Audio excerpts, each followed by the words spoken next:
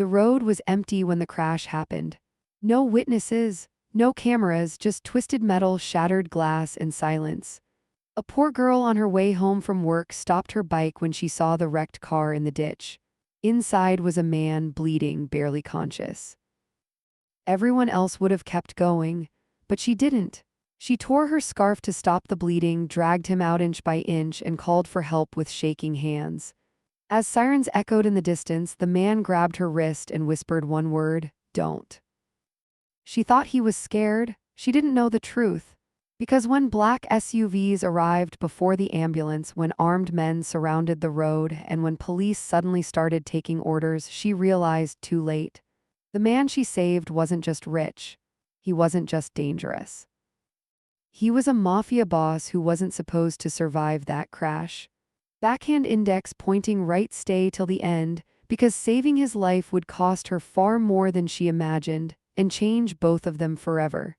The bus had already passed when Maya Carter reached the stop. She stood there anyway, backpack slung over one shoulder, fingers numb inside cheap gloves that didn't quite do their job. The streetlight above her flickered, bathing the empty road in a tired yellow glow. It was close to midnight and the industrial edge of town had gone quiet, the kind of quiet that made every sound feel louder than it should. Maya exhaled and checked her phone. Dead, of course it was. She considered walking. It would take an hour, maybe more, but she'd done worse. Rent didn't care about weather or exhaustion, and the diner certainly didn't care that her shift had been extended again because someone else didn't show. She started down the shoulder of the road, head down, breath puffing white in the cold. That was when she heard it. The sound didn't belong out here. A sharp screech. A violent thud, metal screaming against asphalt. Maya froze. The noise came from ahead, from the bend in the road where the streetlights thinned out and the trees crowded closer. For a heartbeat, she stood there, listening to the echo fade into silence. Every instinct told her to turn around. People didn't crash out here by accident. Not at this hour, not without reason. But then she heard something else. A low, broken groan. Maya's stomach dropped. She moved before she could talk herself out of it, jogging toward the curve, shoes slipping slightly on the gravel shoulder. As she rounded the bend, her breath caught.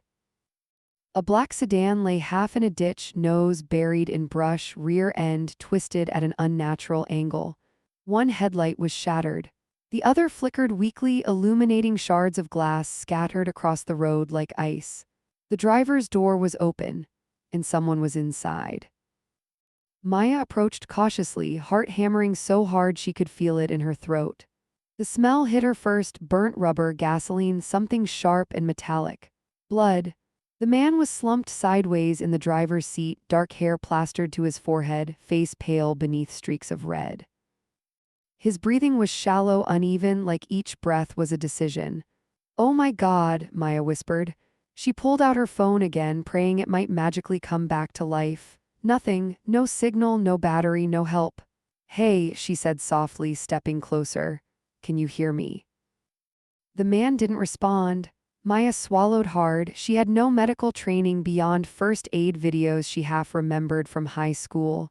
She was a waitress, a poor one, someone who barely kept herself afloat. This wasn't her responsibility. She looked up and down the road. Empty, no headlights. No passing cars, just the whisper of wind through trees and the faint ticking sound of the engine cooling. She turned back to the man. He was bleeding heavily from his shoulder, dark soaking through his jacket. His head lolled slightly as the car settled further into the ditch. If she left, he might bleed out. If she stayed, she didn't know. "Okay," she muttered to herself, voice shaking. "Okay, okay." She shrugged off her scarf, a thin, faded thing she'd owned for years, and pressed it against the wound, wincing as warm blood soaked through almost instantly. "Stay with me," she said, louder now. "Please." The man stirred. His eyes fluttered open, unfocused, dark lashes clumped together with blood. For a moment they didn't seem to see her, then his gaze sharpened just a fraction. "You shouldn't be here," he rasped. Maya flinched. "You're hurt, you crashed." His jaw tightened. "You need to go." "I can't," she said quickly. "You're bleeding." He tried to move and failed, a low sound escaping his throat. Listen to me, he said, breath ragged. If you see anyone, black cars, you didn't see me. Maya stared at him, fear crawling up her spine. What are you talking about? His hand shot out, surprisingly strong, gripping her wrist.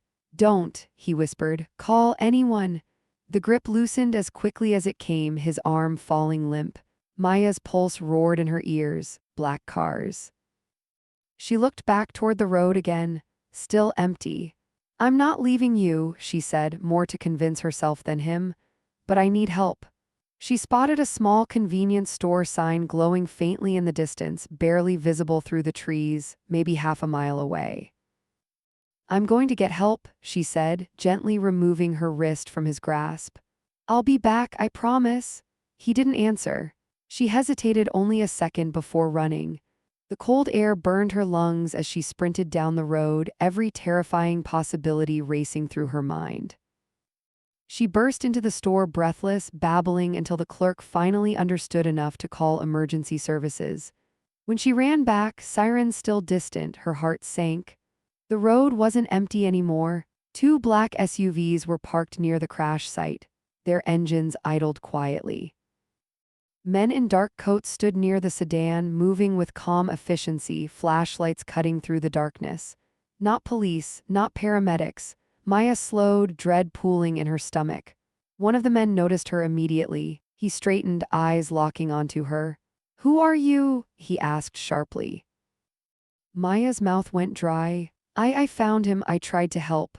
The man studied her, then glanced back at the injured driver. Something like relief crossed his face. He's alive, the man asked. Maya nodded. Barely. The man pulled out a phone and spoke quietly into it. Boss, he said. She stopped. Maya's heart pounded. Who is he? She asked, voice barely steady. The man looked at her, then really looked. You shouldn't be here, he said, echoing the injured man's words. But since you are, you're coming with us. Sirens wailed closer now. Red and blue lights flashed in the distance. Maya took a step back, panic surging. I just wanted to help, she said. The man's expression didn't soften. You did, he replied. You saved his life. He gestured toward the sedan, and you have no idea who you just saved. As the black SUVs closed in around her and the sirens grew louder, Maya realized something with terrifying clarity. Stopping tonight had changed everything. In whatever world this injured man belonged to, she had just stepped straight into it. Maya didn't resist. She couldn't. Her legs felt like they didn't belong to her anymore as one of the men gently, but firmly guided her away from the road.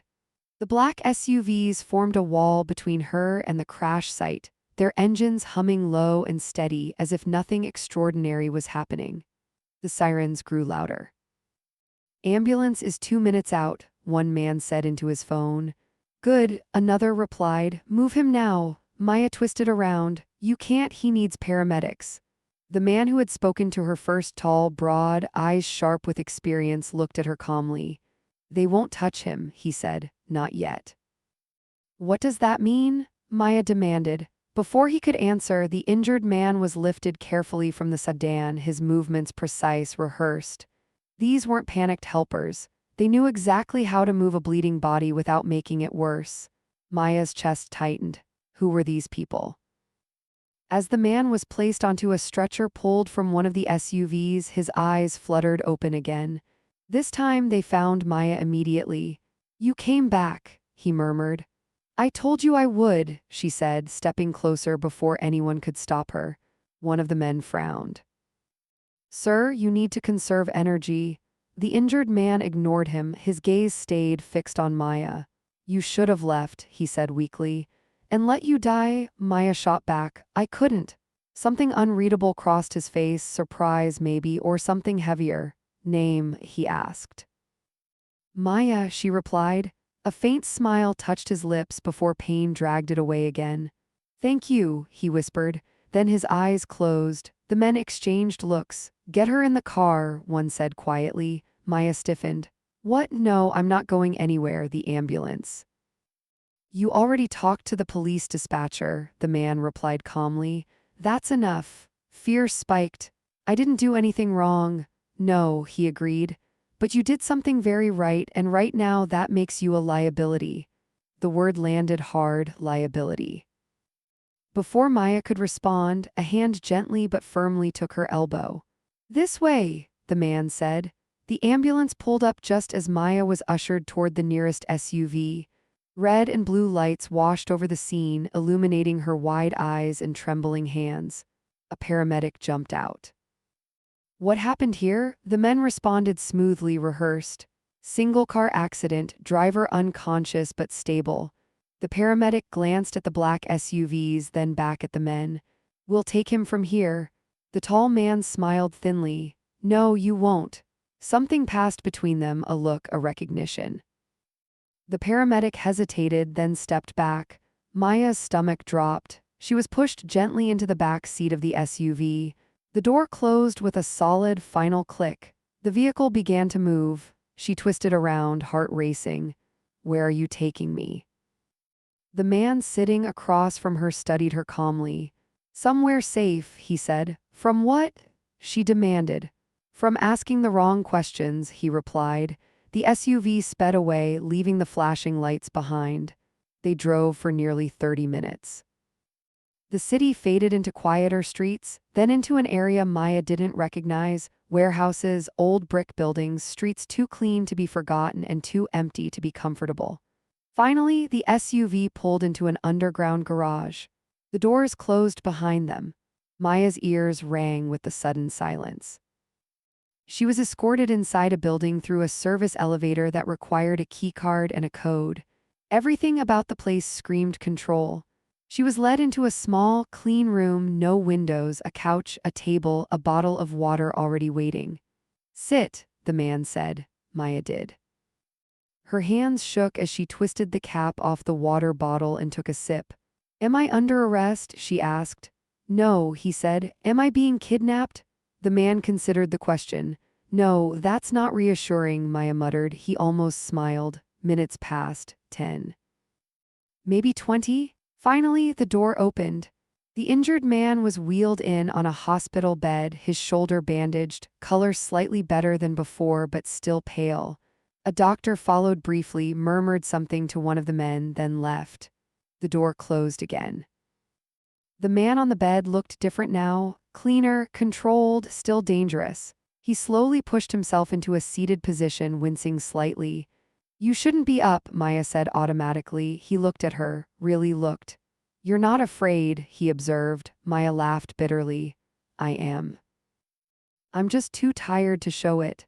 That earned her a small, genuine smile.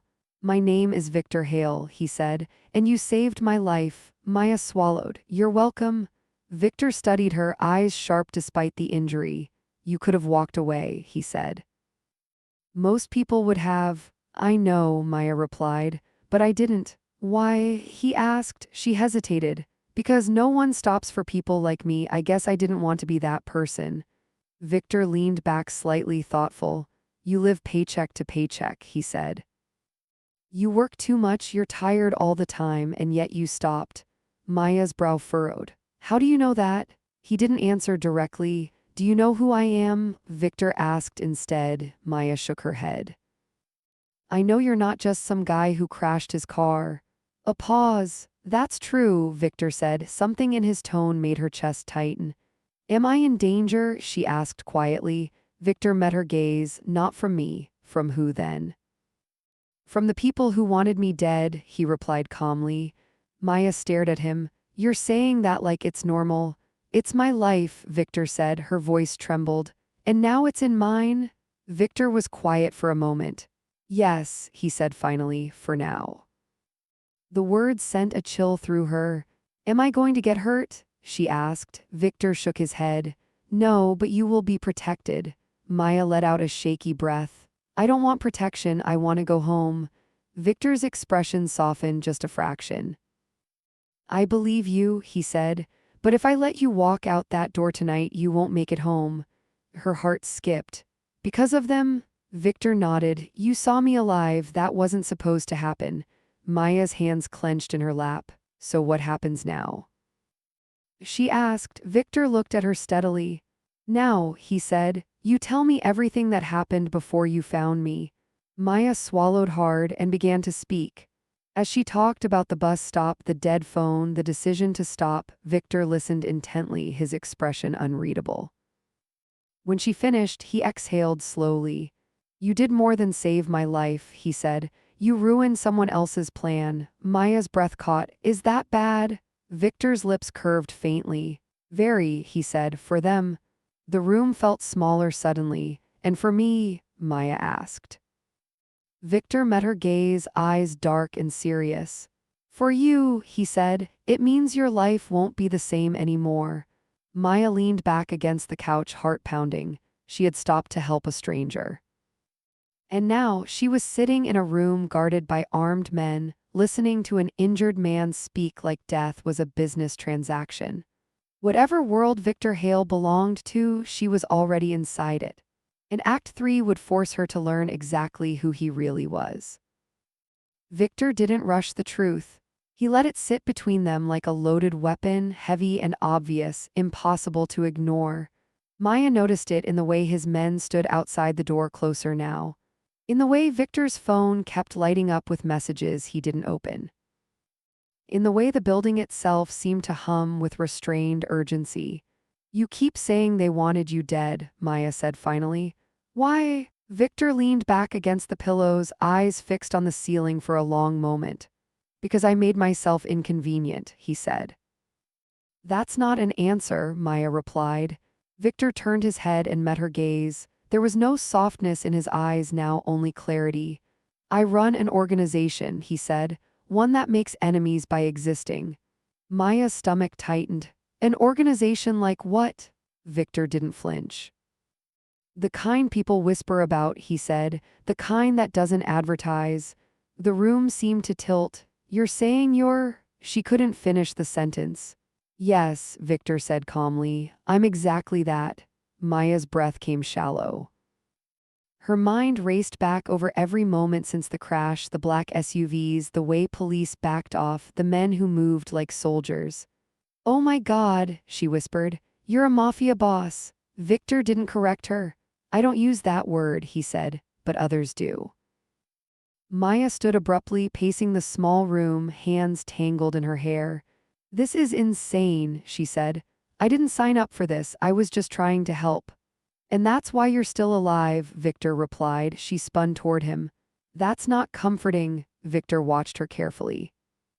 The people who tried to kill me assumed no one would stop. They didn't account for you.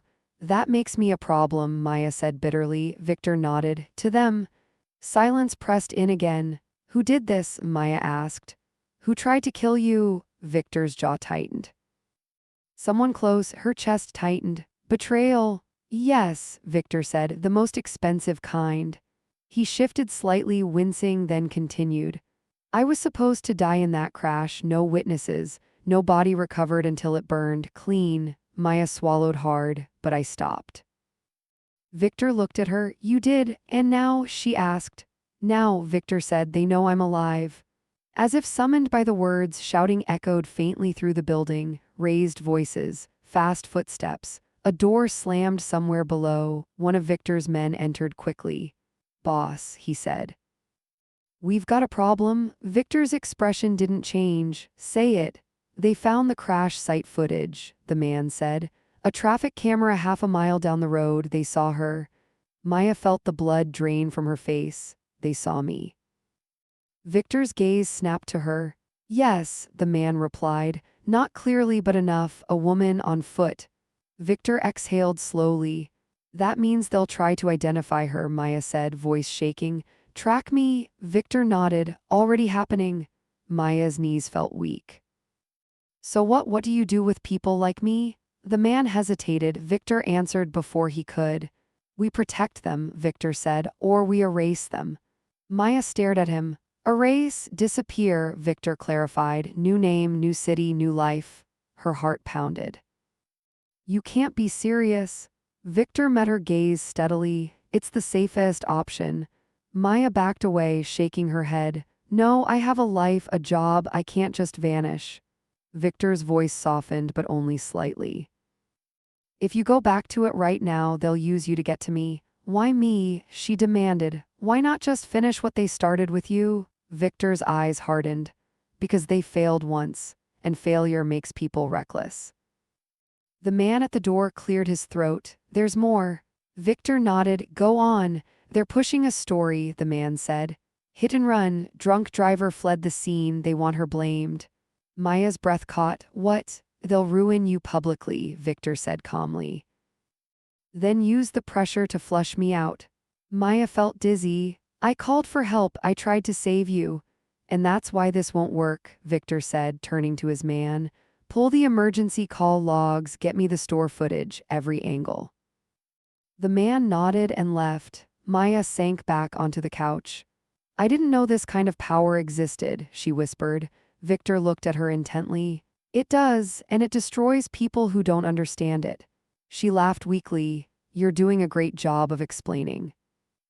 Victor shifted closer, lowering his voice.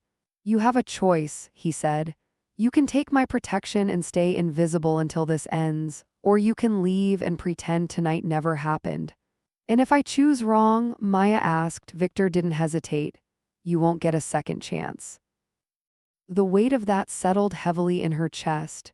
You said you were targeted because you were inconvenient, she said. What does that mean?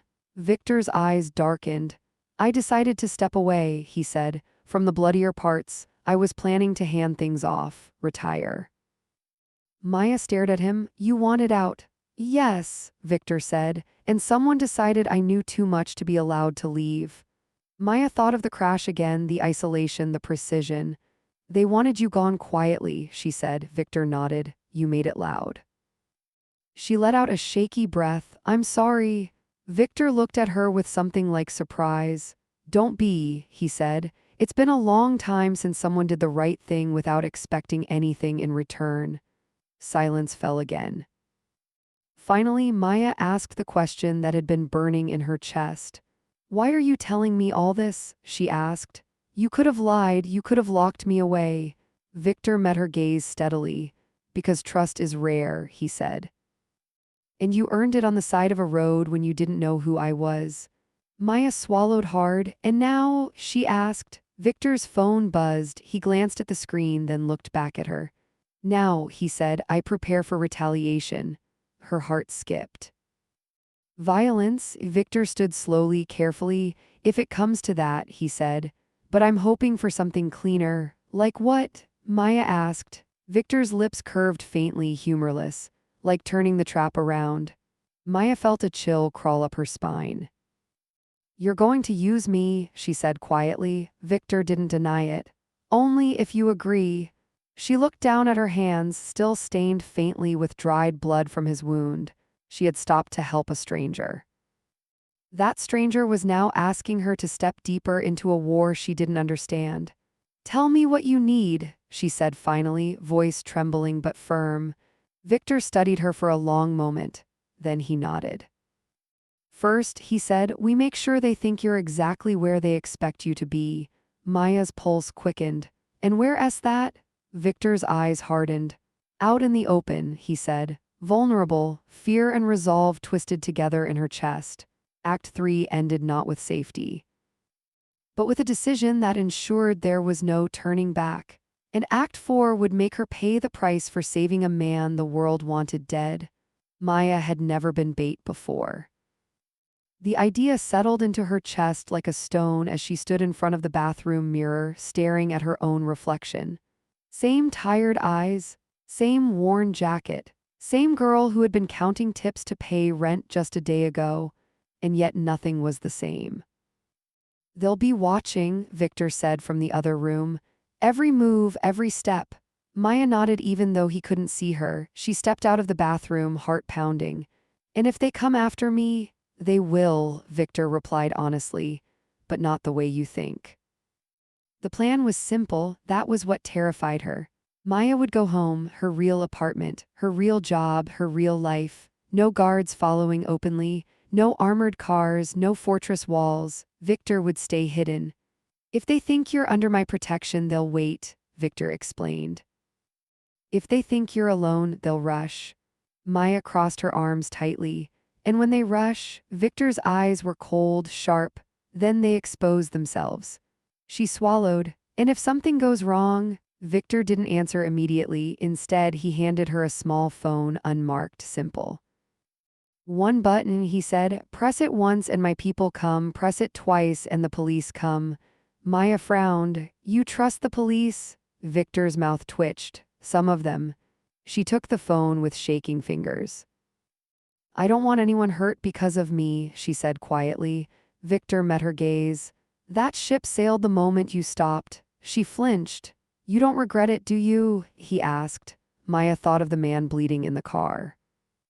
Of the moment she chose not to walk away. No, she said, I just didn't know the cost. Victor nodded. Very few people do. Maya returned to her apartment that evening. Everything looked the same. The peeling paint on the doorframe, the flickering hallway light. The smell of old carpet and cleaning chemicals. Normal, too normal. She locked the door behind her and leaned against it, breathing hard. Her phone buzzed almost immediately. Unknown number, she didn't answer. Then another message came, we know you helped him. Her hands went cold. Another message followed. You didn't have to get involved. Maya's heart hammered as she typed back with trembling fingers. I don't know what you're talking about. 3 dots appeared, then disappeared. A knock sounded at her door. Maya froze, slow, deliberate 3 taps. She stepped back, pulse roaring in her ears. Miss Carter, a man's voice called softly. We just want to talk. Her fingers brushed the small phone in her pocket. Go away, she said, forcing her voice steady. Please, the man said. This doesn't have to be unpleasant. Maya pressed the phone once. Nothing happened immediately. The knob turned. The door opened a few inches before the chain snapped tight. 2 men stood in the hallway, not thugs, not brutes, clean-cut, calm, smiling. We just have a few questions, one said. Maya shook her head. I called the police. The man smiled wider. No, you didn't. Before she could respond, the hallway lights cut out. Footsteps thundered from both ends of the corridor. Shouts, commands, panic. The 2 men spun around as armed figures flooded the hallway, not Victor's men but federal agents, badges flashing in the darkness. FBI. Hands where we can see them? Chaos erupted. Maya sank to the floor as agents swarmed past her, guns trained, voices sharp and controlled. The men at her door were slammed against the wall, wrists cuffed in seconds. One of them twisted his head toward Maya, eyes blazing with hatred. You ruined everything, he spat. Maya's breath came in shaky gasps. I just helped someone. The man laughed bitterly as he was dragged away. That's how it always starts. Hours later, Maya sat in a stark interview room wrapped in a blanket, hands still trembling. A woman across the table slid a folder toward her. Those men were part of an internal power struggle, the agent said. They've been trying to eliminate Victor Hale for months. Maya swallowed. And me, you were leverage, the agent replied, until you became evidence. Maya let out a shaky laugh. That's one way to put it. The door opened quietly. Victor stepped inside, alive, unhurt, calm. Relief hit her so hard she almost cried. You're safe, he said simply. She stood abruptly. They came to my door. I know, Victor said. That's why this ends tonight. The agent nodded. With your cooperation, Mr. Hale, we can dismantle the rest. Victor's gaze flicked to Maya. Not without her, he said. Maya stiffened. Me, Victor nodded. They'll listen to her. She's clean. The agent studied Maya carefully. He's right. Maya felt the weight settle again. What do you need? She asked quietly. The agent slid another folder across the table. A statement, she said, and the truth. Maya closed her eyes. She told them everything, the crash, the warning, the threats, the messages. When she finished, the room was silent. The agent finally spoke. You saved more than one life. Maya looked at Victor. Is it over? Victor hesitated. For you, he said, almost, for you.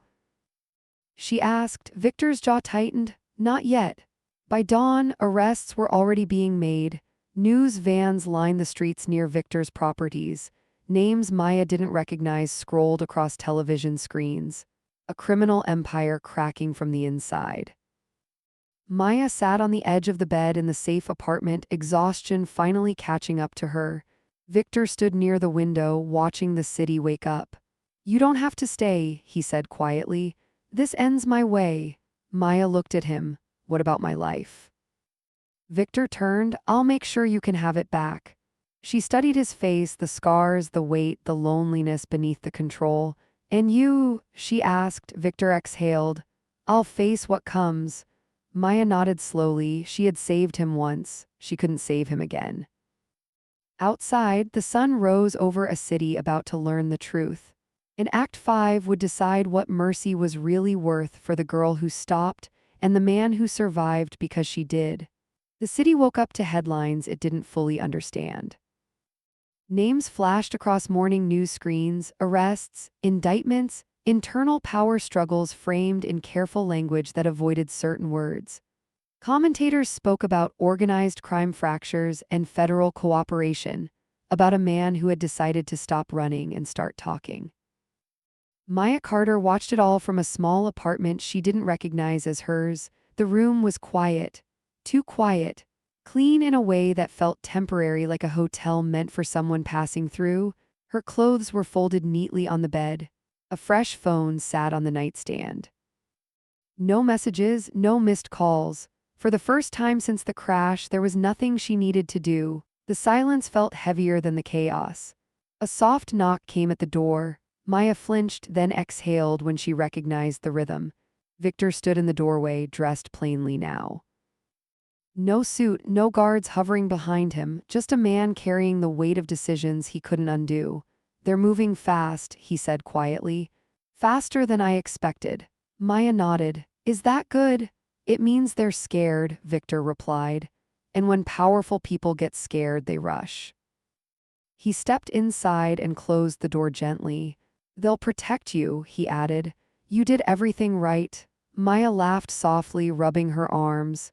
"It doesn't feel like it." Victor studied her for a moment. "You didn't freeze, you didn't lie, you didn't run." She met his gaze. "I almost did. But you didn't," he said. "That matters." They sat in silence for a moment, the weight of everything settling between them. "What happens now?" Maya asked. Victor didn't answer immediately. "I'll testify," he said finally. "Not everything, but enough." Maya's stomach tightened. "And after?" Victor shrugged slightly. "Prison or a very small life?" She nodded slowly. "That's fair." Victor smiled faintly. "It is." She hesitated, then asked the question she'd been avoiding. "And me?" Victor met her gaze. "You go back to your life." Maya swallowed. "Just like that?" "Not just like that," Victor said gently. "It'll take time, but you'll be free." The word felt strange in her mouth. Free. The hearing happened 3 weeks later. Maya sat in the back row of a crowded federal courtroom, hands clasped tightly in her lap. She wore a borrowed jacket, hair pulled back, trying to blend in. Victor sat at the front, flanked by attorneys, posture straight, expression calm. He didn't look at her. She was grateful for that. When he spoke, his voice carried measured, precise, stripped of theatrics. He named names. He confirmed details.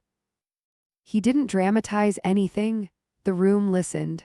Maya felt the finality of it settle in her bones. When it was over, she slipped out before the cameras noticed her. She walked 3 blocks before she realized her hands were shaking. 2 months later, Maya stood behind the counter at the diner again. Same cracked vinyl stools, same chipped mugs, same smell of grease and coffee that never quite went away. Different feeling. She wasn't invisible anymore, not to herself. "Hey," her coworker said, sliding a plate across the counter. "You okay?" Maya smiled. "Yeah, just thinking." She thought about how close she'd come to losing everything by stopping on the side of a road.